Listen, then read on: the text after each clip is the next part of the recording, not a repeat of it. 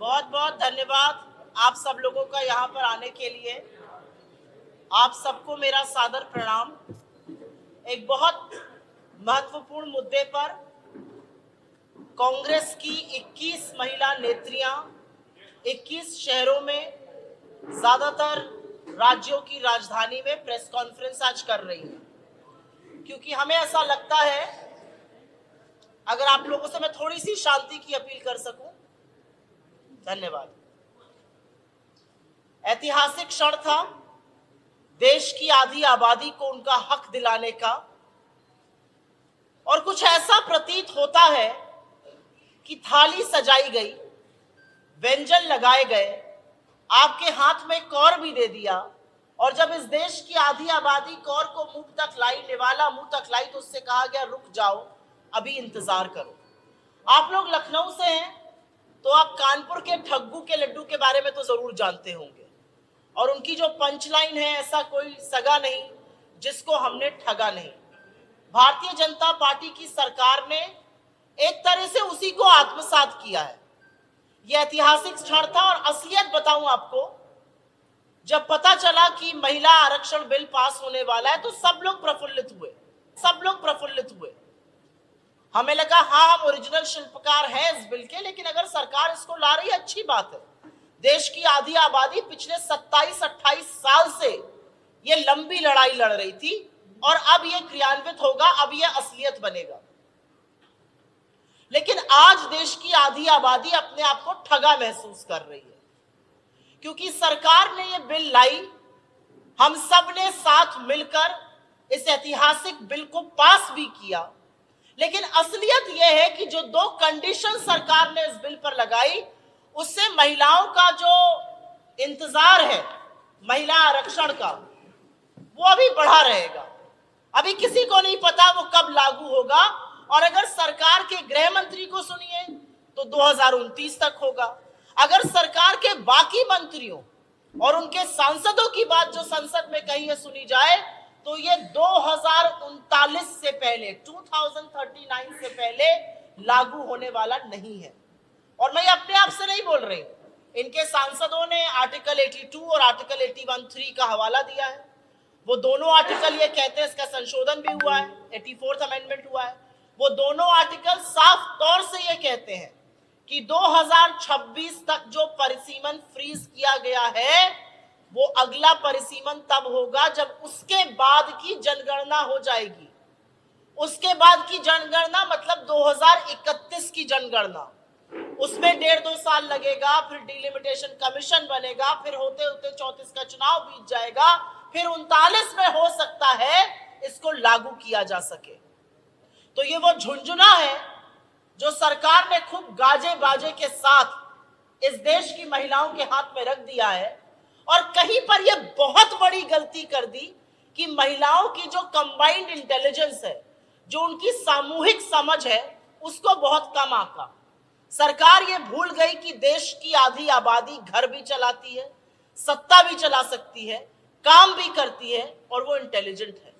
आपने बोला बिल लाएंगे, अभी इंतजार करिए, ये अनिश्चितकालीन इतिहास है कि अगर इंतजार है, अगर ये वाकई में महिला आरक्षण करना चाहते तो तुरंत अभी जो 5 चुनाव होने वाले हैं उसमें, और 2024 के जनरल इलेक्शन में आप महिला आरक्षण लाइए।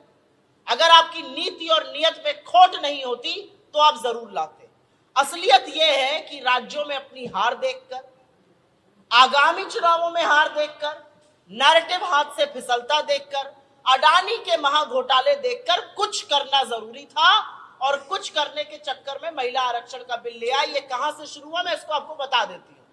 अडानी का महाघोटाला सामने आया, इंडिया की बैठक थी मुंबई में, राहुल गांधी जी ने वहां पर प्रेस कॉन्फ्रेंस करी, तुरंत एक शगुफा छोड़ा गया कि भारत का इंडिया का नाम बदला जाएगा।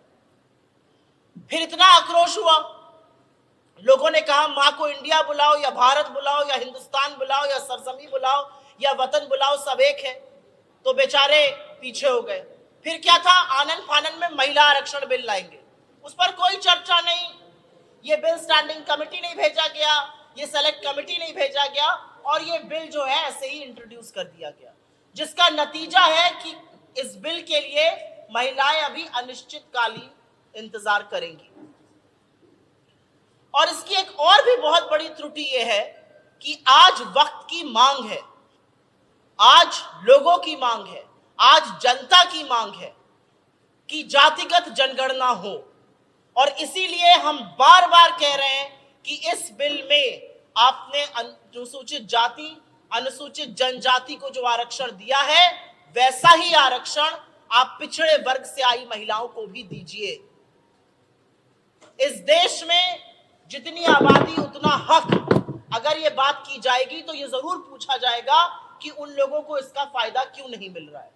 2011 की जातिगत जनगणना हुई है, आप उसका आंकड़ा तुरंत साझा करिए देश के साथ। जातिगत जनगणना की मांग इस देश के कोने कोने से हो रही है, वो कीजिए। और ऐसा अगर आप नहीं कर रहे तो आप अपनी दोनों जिम्मेदारियों से मुंह मोड़ रहे हैं और ये जनता देख रही है।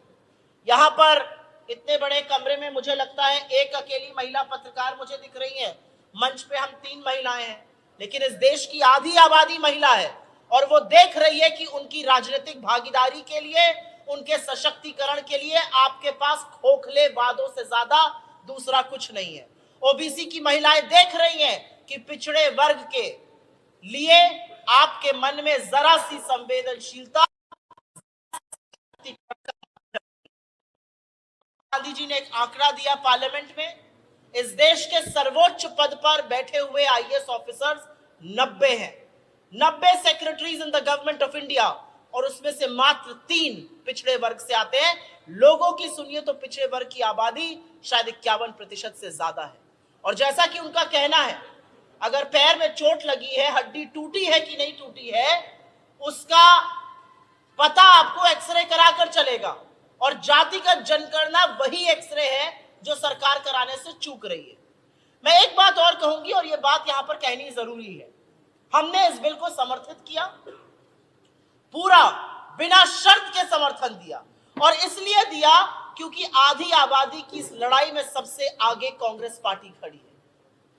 और मैं लोगों की जानकारी के लिए आपके माध्यम से बता दूं, आज कहने वाले कुछ भी कहें, आज कहने वाले बड़ी बड़ी तस्वीरें लगाएं, आज कहने वाले गाजे बाजे के साथ महिला सशक्तिकरण की बात करें, लेकिन भारतीय जनता पार्टी के 4 नेताओं ने 1989 में जब राजीव गांधी जी महिला आरक्षण पंचायती राज में हो इसका बिल लेकर आए तो लोकसभा में वो पारित हुआ, राज्यसभा में 7 वोटों से गिर गया। और उन 7 वोटों में से उस बिल को गिराने वाले 4 वोट लाल कृष्ण आडवाणी जी के, अटल बिहारी वाजपेयी जी के, जसवंत सिंह जी के और राम जेठमलानी जी के थे। तो महिला विरोध से महिला आरक्षण तक ये आए, अच्छा सफर इन्होंने तय किया, लेकिन अब मन का खोट निकालें, नियत का खोट निकालें और इसको तुरंत दें, महिलाओं के हाथ में झुनझुना देकर उनकी तौहीन न करें।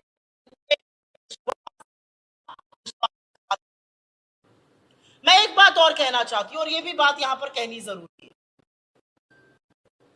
कांग्रेस ने समर्थन किया इस बिल का, भारतीय जनता पार्टी कहती है उनकी बहुत सारी महिला सांसद हैं, सही भी है, कुछ लोगों ने वहां पर खड़े होकर फोटो भी खिंचाई। उन महिला सांसदों में से कुछ नेत्रियां मंत्री भी हैं। लेकिन उत्तर प्रदेश में जब भयावह कांड हाथरस का होता है तो ये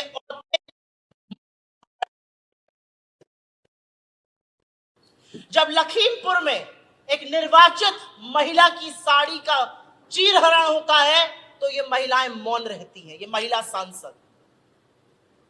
जब शाहजहांपुर में चिन्मयानंद पे यौन शोषण का आरोप लगता है तो ये महिलाएं चुप रहती हैं, ये महिला सांसद। और इनका नाम लेकर इसलिए बोल रही हूं क्योंकि ये इस देश में सबसे सशक्त, सबसे पावरफुल महिलाओं में से कुछ है। ये महिलाएं तब चुप रहती है जब सदन से 500 मीटर की दूरी पर इस देश की सबसे होनहार बेटियां, जिन्होंने इस देश का मान बढ़ाया, जिन्होंने तिरंगा लहराया, उनको बूटों के तले रौंदा जाता है, वो यौन शोषण का आरोप लगाती है। ये महिलाएं चुप रहती हैं। ये महिलाएं मणिपुर के उस भयावह हैवानियत के बाद चुप रहती हैं। तो इनका सदन में बने रहने का मतलब क्या है? जब आधी आबादी की प्रतिनिधियों को चुना जाता है तो सोचा जाता है कि दलगत राजनीति से ऊपर उठकर महिलाओं के साथ जहां पर गलत होगा ये जरूर बोलेंगी। लेकिन इनका मौन, इनकी चुप्पी अंकिता भंडारी के लिए नहीं खुलती उत्तराखंड में, जब भाजपा का एक नेता उसको जिस्म फरोशी के लिए मजबूर करता और फिर हत्या कर देता और सरकार उसके साथ मिलकर सारे सबूत मिटा देती है बुलडोजर चलवाकर। ये चुप रहती है हाथरस पर, लखीमपुर पर, ये चुप रहती है मणिपुर पर, ये वॉट अबाउटरी करती है बलात्कार पर। इन महिलाओं का वहां पे फोटो खिंचाने से ज्यादा दूसरा क्या औचित्य है, आप मुझे बताइए। और मैं दो चीजें और कहूंगी और उसके बाद आपके सवालों का स्वागत करूंगी। जब यह महिला आरक्षण बिल पास हो रहा था तो Bharatiya Janata party treasury benches जिसको कहा जाता है, सत्तारूढ़ दल में वो दो लोग बैठे थे जिनको सदन तो छोड़ दीजिए, महिलाओं की आंख में आंख डालने की हैसियत और हिम्मत नहीं है। उसमें से एक व्यक्ति ब्रजभूषण शरण सिंह थे, उत्तर प्रदेश से सांसद, जिनके लिए परसों दिल्ली पुलिस ने हाईकोर्ट में कहा कि महिलाओं के यौन शोषण के लिए उन्होंने एक मौका नहीं छोड़ा। उनको अपनी गोदी में बिठाकर नरेंद्र मोदी महिला सशक्तिकरण की बात कर रहे हैं, महिला आरक्षण की बात कर रहे हैं। और पतन ऐसा हुआ है भारतीय जनता पार्टी का कि जो डिबेट शुरू हुआ महिला आरक्षण पर, वो निशिकांत दुबे ने शुरू किया। एक ऐसा व्यक्ति जिसने अपनी एक साथी सांसद को, अपने साथ की इस सदन की सांसद को, अपने लोकसभा क्षेत्र की एक निर्वाचित महिला विधायक को वैशाली की नगर वधू कहा था। और मुझे लगता है एक महिला होने के नाते मुझे आपको बताना जरूरी नहीं है कि वैशाली की नगर वधू का मतलब क्या होता है। ये भाजपा का पतन कि वैशाली की नगर वधू का मतलब क्या होता है, ये भाजपा का पतन है। तो महिला सशक्तिकरण पर खोखले दावे, खोखले वादे करने वाले ये लोग पहले महिला सशक्तिकरण पर अपनी पार्टी के अंदर उन लोगों को बेदखल करें जो महिलाओं के साथ लगातार अत्याचार करते हुए पाए जाते हैं। मैं आशा करती हूं कि आने वाली महिला सांसदें जब कभी भी आएंगी इस आरक्षण के चलते, वो इन महिला सांसदों की तरह सत्ता की लोलुपता में, सत्ता के सुख में मुंह बंद नहीं करके बैठेंगी, मुंह फेर कर नहीं बैठेंगी, आंखों पर पट्टी नहीं बांधेंगी, बल्कि वाकई में महिला सुरक्षा की, महिला सम्मान की, महिला सशक्तिकरण की बात करेंगी। हमारे समर्थन के बावजूद ऐसे दो मुद्दे हैं जिस पर हम आज भी अडिग हैं, और वो है कि इस तरह से इसको इंतजार नहीं कराना चाहिए था। और दूसरा, ओबीसी आरक्षण पर जातिगत जनगणना की मांग उत्तर प्रदेश से लेकर बिहार, तमिलनाडु, राजस्थान, तमाम जगहों से, तेलंगाना, ऐसी कोई जगह नहीं है, मध्य प्रदेश तक जहां से ये मांग आ रही है। सरकार को ये मांग पर त्वरित कार्रवाई करनी चाहिए। कार्रवाई ना करना दिखाता है कि सरकार इसके बारे में बिल्कुल भी सीरियस नहीं है।